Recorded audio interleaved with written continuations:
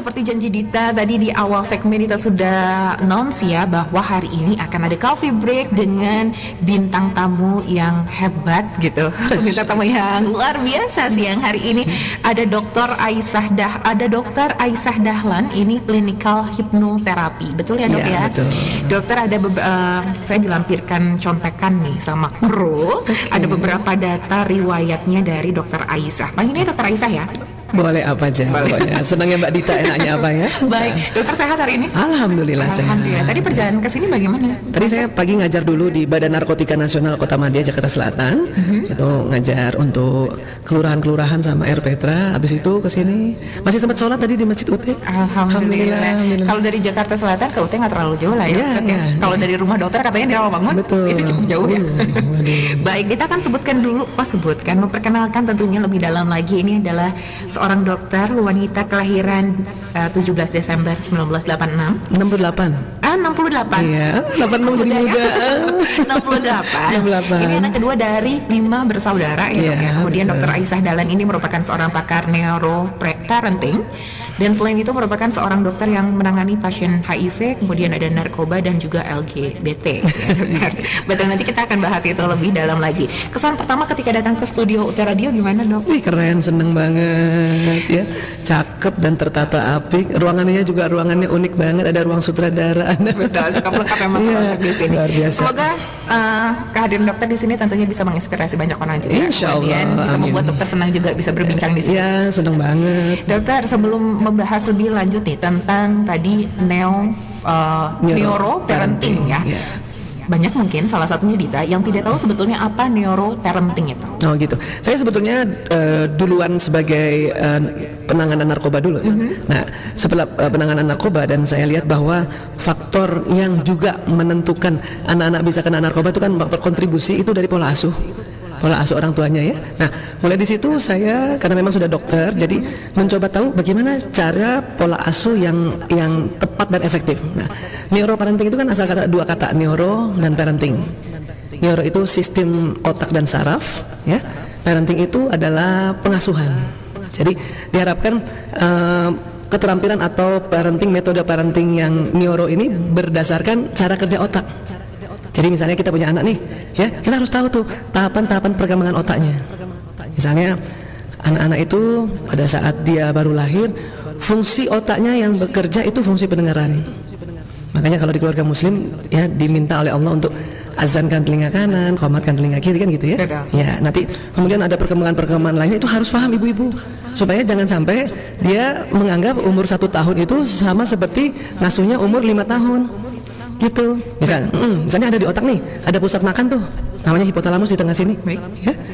Anak bayi sampai umur 3 tahun tuh dia belum matang pusat makan minumnya. Dia baru 3 tahun matang. Makanya kalau anak bayi ibunya harus paksa 1 piring habis, itu tertekan gitu anak itu, stres bisa. Ya kan? Tenang aja kasih makan gitu. Kalau dia nggak minta, nggak usah terlalu dipaksakan, yang penting minum susunya atau dia minum ASI gitu ya. Nanti dia lapar sendiri lah. Menjelang usia 3 tahun lapar sendiri, cari makan sendiri. Artinya dia selalu tanya ibunya, bun makan gitu. Nah, itu harus paham. Ya, belum lagi nanti ada bahwa ini anaknya laki-laki apa perempuan ya. Karena setiap otak laki-laki sama otak perempuan itu beda programnya. Ya. Otaknya apa ya? Bakatnya apa ya? Gitu. Itu semua ada di otak. Jadi kalau orang tua mulai pelan-pelan belajar bagaimana perkembangan otak, dia akan menjadi orang tua yang pola pengasuhannya itu enak, nyaman, nggak stres sendiri. Karena kalau ibunya stres, anak 3 kali stres. Betul. Seperti lebih tertekan lagi ya, karena bisa dilihat dari raut mukanya juga ketika ibunya stres ya, Dok ya, karena aku mengalami itu gitu. Ya si anaknya kayak lebih tertekan juga sih, Dok deh. Karena sistem saraf ibu tuh sama persis dengan sistem saraf anak sama persis dengan ibu. Oh baik. Iya. Jadi belum lagi kita belajar nanti saya gabungkan dengan ilmu energi gitu ya. Tubuh manusia ada sinyalnya tuh bergelombang.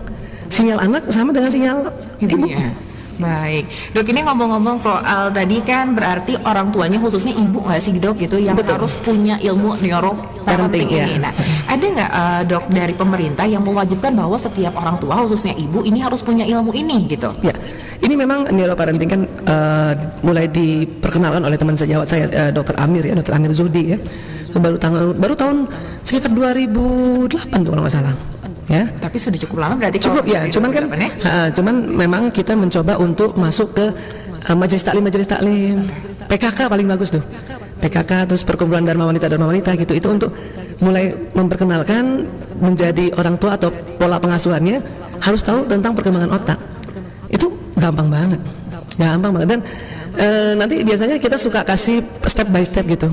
Tahu dulu ini perkembangan setiap umurnya. Kemudian yang nomor 2 tuh paling bagus, ini anak laki pada anak perempuan. Gitu ya. Mbak Rita punya anak laki perempuan? Perempuan. Umur berapa? Usia 3 tahun 7 bulan. Ya. Kalau anak perempuan itu perkembangan otaknya nih kiri kanan, ada di dalamnya tuh ada sambungan-sambungan sarafnya, itu berkembangnya seimbang. Oh, Jadi kalau punya anak perempuan tuh dari kecil udah enak. ya sih karena Bina anak perempuan. sih, betul. Baru satu? Baru satu. Coba nanti kalau ada yang kedua laki-laki coba. Lagi diusahakan. Sedang diusahakan. Kalau laki-laki yang berkembang sambungan neuronnya itu di kanan dulu. Oh. Nah, otak kanan tuh otak rileks, otak kreativitas, otak main, otak benda, teknologi gitu ya, otak musik. Nah, kalau kiri tuh otak analisa, otak serius, bahasa, matematika, teratur. Kalau perempuan kiri kanannya bagus berkembang. Oh. Kalau laki-laki kanannya dulu. Yang lebih ke seninya mungkin. Iya, makanya kalau punya anak umur 3 tahun laki-laki belum terlalu pintar baca atau belum terlalu pintar ngomong, itu sih lazim aja. Nggak usah khawatir. Iya, walaupun kita stimulan terus ya, stimulasi. Karena kanan dulu anak laki-laki tuh belum bisa baca, umur 3 tahun ya, belum bisa baca, udah bisa main PlayStation. Udah bisa pegang gadget. Belum bisa baca itu. Baik, Gitu. Dokter, lalu kalau berbicara soal aspek-aspek apa saja sebetulnya yang ada di dalam bidang neuroparenting ini? Neuroparenting yang paling utama itu belajar bagaimana perkembangan otak gitu ya. Memang sih ini biasanya yang banyak belajar orang-orang kesehatan, dokter, perawat, dan psikolog gitu. Cuman ilmu ini bisa di-share ke ibu-ibu gitu atau ke masyarakat. Kenapa? Karena dibuat sebuah teknik yang mudah. Jadi kalau misalnya training itu tadi diajarin dulu ini otak begini ya, otak manusia ada otak besar, otak kecil gitu, diajarin pelan-pelan gitu. Bisa sih orang tua tuh sekarang bisa, karena dulu waktu SD kan belajar biologi kan. Iya. Mbak Dita masih ingat? SMP mulai dapat SMP pelajaran dapat belajar biologi ya. Jadi kan sudah pernah, jadi orang tua mudah kok. Cuman kita diramu pelajaran ini dengan populer gitu. Jangan terlalu bahasa kedokteran banget, bisa pusing. Tapi asiknya ibu-ibu jadi kayak sepertiga dokter tuh. Ya, jadi paham tentang otak anaknya, paham tentang perkembangan panca indera, paham tentang perkembangan emosi. Karena di dalam otak ada emosi. Iya. Iya, jadi itu semua dipelajari pelan-pelan. Kadang pertemuan sehari 2 hari ibu-ibu udah mulai cerah itu. Oh kayak gitu, oh gitu. Lebih nggak stres lagi untuk menghadapi anaknya tentunya ya, Dok. Apalagi anak laki. Iya, anak laki biasanya karena lebih aktif daripada perempuan. Ya, karena juga otak kanan, mungkin ya. otak motorik. Baik. Nah, terus di otak laki-laki di depan sini, yang nggak ada pada perempuan, itu ada 2 programnya. Sport and games. Nah, itu laki-laki. Itu memang sudah terbentuk di dalam otaknya ternyata. Tuhan yang kasih. Makanya kalau ibu-ibu, teman-teman ibu-ibu muda yang anaknya laki, kok kerjanya main terus, itu berarti laki banget. Laki banget ya, jadi nggak perlu marah-marah Iya, ya. ya, buatlah permainan itu sebuah. Jadi gini, laki-laki itu bermain itu adalah belajar, bermain itu adalah bekerja, gitu ya. Kalau perempuan ada lagi yang dikasih oleh Allah otak yang tidak ada pada laki-laki, dia agak di belakang sedikit. Apa itu, Dok? Belanja. Itu memang ada dari sananya. Serius, Dok, itu memang dari sananya. Betul. Berarti jangan salahkan wanita ya kalau kenapa kita suka Tetap belanja. dasarnya itu, cuman yang dinilai dalam kehidupan kan pengendalian dirinya. Beli sekarang apa ntar? Penting atau enggak? Iya, gitu penting ya. atau enggak gitu. Tetap gimana pengendalian diri Iya. kita. Dokter, baik. Kalau perkembangan seputar ilmu neuroparenting ini di Indonesia menurut Dokter Aisyah untuk saat ini bagaimana perkembangannya? Sekarang sih sedang banyak melejit ya. Cuman 3 tergantung. Nanti timnya Dr. Amir Zuhdi, dia nanti masing-masing itu ada dia mengajar lagi. Kalau saya, karena saya bermulanya dari narkoba, saya selalu juga share tentang bahayanya narkoba, karena narkoba merusak otak kan, ya kan? Jadi ada kaitannya dengan neuro tadi, gitu. Terus saya juga sering tambahkan kalau modul saya yang paling dasar itu adalah ini anak laki pada anak perempuan, gitu. Anak laki-laki itu ya, di otak laki-laki dan perempuan itu di tengahnya itu, biasanya dalam kedokteran kita sebut korpus kolosum, dia di tengah begini ke belakang, tapi di dalam ya. Korpus kolosum ketebalannya perempuan lebih tebal, 30%. Ini yang membuat perempuan bisa mengerjakan lebih dari satu pekerjaan berbeda dalam satu waktu. Oh iya. Ya, multitasking. Pasti Mbak Dita bisa kan? Sambil ngomong, nyatet juga, lirik ke sana sebentar, kakinya dorong meja. Iya, ibu-ibu kan gitu. Masak, suapin anak, jawab WA, kakinya ngepel gitu. Ya kan? Pantatnya tutup lemari. bisa. Oh, itu ternyata Itu memang ada. anatomi otak perempuan. Oh, baik. Laki-laki, korpus kolosum yang melengkung di dalam itu lebih tipis 30%. Sehingga membuat laki-laki kalau mengerjakan sesuatu di depannya, di atas 10 menit dia konsentrasi, pendengaran menurun. Maka kalau ibunya manggil, istrinya manggil, itu baru panggilan ketiga baru jawab. Iya dok, harus sampai disamperin loh. Ya, itu bukan sengaja. Memang sedang konsentrasi. Oh baik. Gitu. Baik kalau gitu berarti aku nggak akan ngomel-ngomel lagi. Ya usah. Kalau perlu pulang minta maaf. Oh baik, nanti beres ini dok ya. Dokter, apa manfaat dari tujuan dari ilmu neoparenting ini? Ya, jadi kita bisa mendampingi perkembangan anak kan berdasarkan otaknya, sehingga anak itu tidak mudah depresi, tidak mudah stres gitu. Jadi anak tumbuh dengan perasaan nyaman, bahagia, dan aman juga. Kita juga nggak usah terlalu banyak ya menuntut macam-macam di tahapan-tahapan perkembangan ini. Tenang aja, anak laki tuh banyak ibu-ibu heran, Bu Aisyah, anak laki saya main terus. Saya bilang emang otaknya. Oh gitu, makanya belajar. Nah, setelah belajar dia gembira. Oh gitu. Bu Aisyah, anak laki saya kok nggak pernah ya ranking 1. Itu anak laki. Kenapa? Karena sekolah yang dibuat ranking 1, yang disebut ranking 1 yang jago matematika, yang jago bahasa, datang tidak terlambat, apa-apa rapi. Itu milik otak perempuan itu. Jarang laki-laki ranking 1 itu jarang. Tapi ya sabarlah, anak laki-laki di atas umur 18 tahun, otak kiri dan kanannya baru sempurna, baru seimbang. Makanya anak laki itu keren pada saat sudah mahasiswa. Makanya yang punya anak laki masih TK, SD, Sabar ya dok. Baik, itu berarti kalau laki-laki tingkat kematangan atau kesempurnaan, keseimbangan otaknya di atas usia 18 Iya, tahun. iya. Kalau untuk perempuan dok? Perempuan dari kecil sudah sempurna. Oh, kalau perempuan Ya, iya, ya, antara otak cuman kanan dan kiri sudah sempurna. otak kanannya perempuan kalah dengan otak kanan laki-laki. Ketika sudah dewasa. Mulai dari awal. Oh, mulai dari awal. Jadi anak laki lebih kreatif, anak laki lebih banyak geraknya, anak laki lebih jago pegang gadget. Kita perempuan kan agak sulit ya, nggak terlalu suka juga. Itu bukan karena gaptek, karena otak kita tidak dibentuk untuk menguasai benda atau menguasai ruang gitu. Berarti itu adalah sesuatu yang pasti ya dok ya, Yes. dimiliki oleh seorang perempuan ataupun seorang laki-laki. Itu Tidak akan fitrah ada yang banget.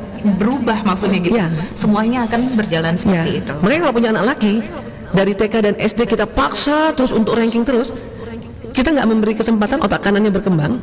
Nanti kadang mahasiswa bosan deh. Gitu. Saya beberapa konseling mahasiswa-mahasiswa yang bosan, saya tuh nggak tanya waktu TK SD gimana, SMP kami saya ranking 1 terus dok. Oh ya sudah, kamu relax dulu ya, beberapa 1 minggu kah, habis itu sekolah lagi gitu. Jadi ada kepenatan di perkembangan otaknya. Baik, baik.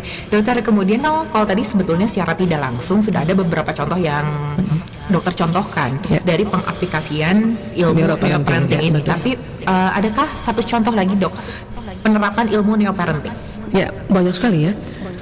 Laki-laki diciptakan oleh Allah itu, dia punya di dalam ada bentuk anatominya segitiga di dalam itu, namanya hipotalamus. Perempuan juga ada ya. Nah sekarang gantian, laki-laki yang lebih lebar. Laki-laki hipotalamusnya 2,5 kali lebih lebar dari perempuan. Ya, apa fungsi hipotalamus? Hipotalamus banyak fungsinya, tapi kaitannya dengan laki perempuan. Hipotalamus itu menjaga keamanan. Laki-laki secara fitrah lebih jago menjaga keamanan dibanding perempuan. Kalau punya anak laki, walaupun masih kecil, dia senang main, ibunya sakit, itu anak laki jagain ibunya. Kadang jagain di pintu dia. Kalau ada orang yang mau masuk, mau temui ibunya pada dia sakit, dia yang tantang duluan. Mau apa? Itu laki-laki. Ya. Nah, sampai besar nanti laki-laki itu lebih jago jaga keamanan. Makanya kalau dia sudah berkeluarga, dia jaga keamanan dirinya, istrinya, anaknya, jaga keamanan ekonomi. Laki-laki lebih jago jaga keamanan ekonomi dibanding perempuan. Sebetulnya, ya. Kalau dia bertugas pada negara, dia menjaga keamanan negara, gitu. Ya. Hipotalamus itu juga pusat lapar dan haus. Karena laki-laki lebih lebar, maka laki-laki lebih cepat lapar dan haus. Oh iya, itu ternyata semuanya ada perintahnya di otak. Iya, benar di otak. Maka anak laki-laki paling senang kalau habis sekolah sampai di rumah atau habis kuliah sampai di rumah, ibunya tanya, "Sudah makan sayang? Kakak sudah makan? Abang sudah makan?" Walaupun sudah makan, tapi pertanyaan itu cocok banget sama otaknya.